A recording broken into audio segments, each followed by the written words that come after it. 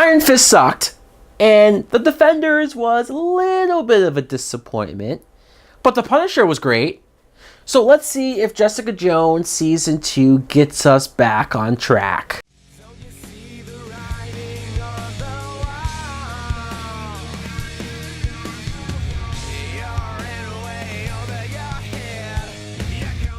Hey now, what is up everybody?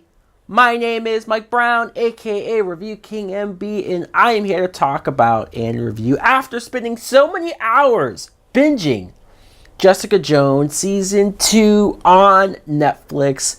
It's a double-edged sword, right? The fact that Netflix will put the whole season out in one day, which is great for people like me who love to just jump into this world, binge it for hours and hours, and I don't even care if it's 3 a.m., I'm still there watching, half awake, drool coming down. I barely know who I am and what's going on, but I'm going to keep watching. The plot is we see Jessica Jones pretty much right after where Season 1 left off, which is funny because they don't really acknowledge the Defenders at all. The fact that happened, it's a non-thing, and I don't know if that's good or bad. But you see Jessica Jones going out doing what she does best, being Private Eye. Third glass tonight. Put it on my tab. Until we get a new villain. And it's funny to say villain because you don't exactly know if they're a villain or not. Now, what I thought of Season 2 of Jessica Jones was... I enjoyed the season. I did. But I'll be honest. Is this better than Season 1 of Jessica Jones? No. I don't think it is. It doesn't mean it's bad. It's just Season 1 was so damn good. And all of the ingredients was there. A lot of the ingredients are here too. Like I said, Kristen Ritter as Jessica Jones is amazing. Her portraying this character as somebody who she just doesn't give a fuck. She has this attitude where she's just like, whatever. Anyone around her, her best friends, if they try to be there for her, she just pushes them away. She drinks all night and passes out at her desk. I mean, it's who she is. The other characters, Trish Walker, who she goes through a lot in this season, and I think for the actress, it's really good for her to show that many layers, that many sides to Trish. Makes her a lot more interesting and compelling. I'm not saying she's always going to be likable. She definitely does some things that make you question her and go, whoa, I don't know anymore about you, Trish. But you at least always understand where she's coming from. Jessica might not want a sidekick, but she needs one. The character Malcolm, who is somebody who in Season 1 was so drug-ridden that you felt bad for the kid. You didn't think he would come back from that, but he did. And this season, I started to feel bad for him again because he's almost a glutton for punishment when it comes to Jessica and working for her and trying to keep this alias investigations thing going. But she really doesn't treat him well, and you want to see him stand up for himself, and then he does. There is an episode where he gets up in Jessica's face and says, what the hell? I don't deserve this. I deserve better. And then even Jessica sort of gains respect for him, and I like that. I even like seeing the stuff of him hooking up with random chicks. Just because I'm like, he deserves it. What are you gonna do? I don't know. Depends on if I can get through this night without losing my shit. I do want to mention the character Simpson, who was a big part of Season 1. He does show back up here. I wish he was in it more. But another side character that we can talk about, Jerry Hogarth, who is played by Carrie-Anne Moss. I will bet that most people who talk about this season will not like Carrie-Anne Moss's side plot because they thought it was the least interesting thing about the season, and they're probably going to think the same thing about her here. But look, I think Carrie-Anne Moss is a great actress. I like that we have these side characters who have their own issues going on. That's not always connected to the main plot. No, it's just somebody dealing with real life things.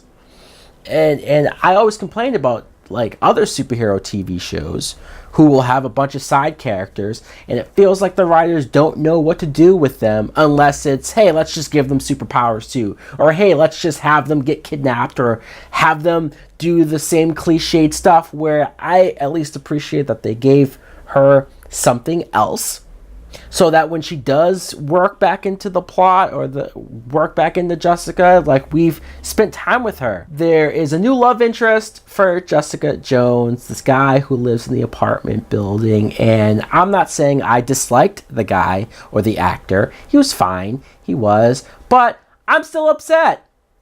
Where is Luke Cage? Look, I know he's doing his own thing. I know technically he's, I think, still dating Claire, but I just want her to be with Luke Cage. I'm sorry, they need to be together. Like I mentioned, there's a new villain in town, and I'm not gonna really talk about this villain because I don't know how to talk about them without getting into spoilers, and I don't want to do spoilers. I will say that, is this villain better than Kilgrave? No. No. I mean, there's nobody you could have brought in that would have been better, more compelling to watch than Kilgrave. It wasn't going to happen. But do they still have this villain be personally connected to Jessica and still have this deep-rooted, like, psychological thing with her? Because this show never really was about, she has powers, sure, she has super strength, but it's not about her having this big brawl or all-out battle with a superpowered person. That's not what it's really about. It's about her dealing with these personal issues, her dealing with her past. This character, this villain, is connected to Jessica and her backstory, her origin, technically, which we touched upon in season 1, but we get a whole lot more of it here, seeing what happened to her in the experiments and IGH, and we meet this doctor called Dr. Malice, who, I looked him up. He is from the comic books. He was connected to Spider-Woman in the comic book, so that's interesting. But I like what they did here. Trust me, I know that there's going to be some people who aren't going to dig this season. They're not going to be as into it as season 1. I get it. I understand it. But I also like what this did for Jessica. And lastly, I have to talk about Kilgrave. This isn't a spoiler because they put it in the trailer.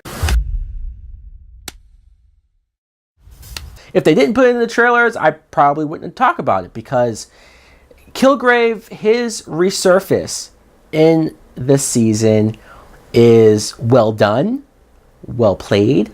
I very much enjoyed it, and I loved seeing David Tennant back. My only complaint is that he wasn't in the season more. I would have loved more of this guy.